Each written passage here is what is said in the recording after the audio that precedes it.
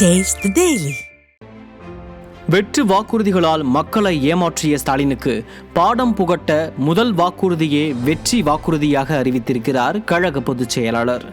திமுகவால் பறிபோன தமிழகத்தின் அமைதி, வளம், வளர்ச்சி அனைத்தையும் மீட்டெடுப்பேன் என 2026 தேர்தலுக்கான முதல் வாக்குறுதியை வெளியிட்டிருக்கிறார் புரட்சி தமிழர் எடப்பாடியார். ஆம், நிச்சயம் அதை அவரால் மட்டுமே செய்ய முடியும்.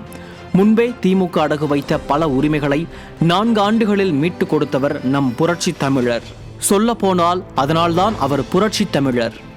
டெல்டா மாவட்டங்களை யார் எப்படி கூறு போட்டு விற்றாலும் கவலை இல்லை, நமக்கு வரவேண்டியது வந்தால் சரி என மீத்தேன், ஹைட்ரோ கார்பன் திட்டங்களுக்கு கையெழுத்து போட்டுவிட்டார் போலி விவசாயி ஸ்டாலின். 2006-2011 ஆட்சி காலத்தில் ஸ்டாலின் அடகு வைத்த டெல்டா மாவட்ட விவசாயிகளின் நிம்மதியை ஒற்றை அறிவிப்பில் மீட்டு கொடுத்தவர் நம் வேளாண் வேந்தர் எடப்பாடியார். டெல்டா மாவட்டங்களை பாதுகாக்கப்பட்ட வேளாண் மண்டலங்களாக அறிவித்தார். டெல்டா மாவட்டம் பெருமூச்சு விட்டது. 2010 டிசம்பர் 21 மத்திய இணை அமைச்சராக இருந்த திமுகவின் காந்தி செல்வன் ஒரு கையெழுத்து ஒன்றை போட்டு நீட் தேர்வை கொண்டு வந்தார். 2010 ஆண்டே தமிழக மாணவர்களின் மருத்துவ கனவை அடமானம் வைத்தது திமுக. அதனை எப்படி எதிர்கொள்ள வேண்டுமோ அப்படி எதிர்கொண்டு அரசு பள்ளி மாணவர்களுக்கு 7.5% இடஒதுக்கீடு கொடுத்து மாணவர்களின் கல்வி உரிமையை மீட்டவர் நம் சாமானியர்களின் தலைவர் எடப்பாடியார். காங்கிரஸ் கட்சியுடனான தங்களது கூட்டணியை தக்க வைத்துக் கொள்ள காவிரி உரிமையை அடகு வைத்தது திமுக. காவிரி நடுவர் மன்ற தீர்ப்பை சுமார் 7 ஆண்டு காலம் அரசிதழில் வெளியிடவே இல்லை. அதனை அரசிதழில் வெளியிடச் செய்து உரிமையை மீட்டார் புரட்சி தலைவி. அவர் வழியில் நாடாளுமன்றத்தை 30 நாட்களுக்கும் மேலாக முடக்கி உரிமை குரல் எழுப்பி காவிரி மேலாண்மை வாரியம் அமைத்து தமிழகத்தின் உரிமையை மீட்டவர் நம் புரட்சி தமிழர்.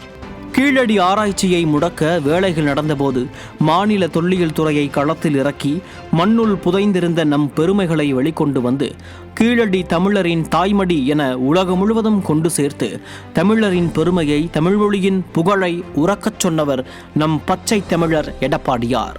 இப்படி பட்டியல் போட்டால் அது நீண்டு கொண்டே போகும். இன்று கஞ்சா, கள்ளச்சாராயம், கற்பழிப்பு, விதவிதமான போதைப் பொருள் புழக்கம் என தமிழகம் நிலைகுலைந்திருக்கிறது. அதனால்தான் சட்டம் ஒழுங்கு சீர்குலைந்து தமிழகம் அமைதியின்றி இருக்கிறது. அமைதி இல்லாததால் தொழில் முதலீடுகள் வந்து சேரவில்லை.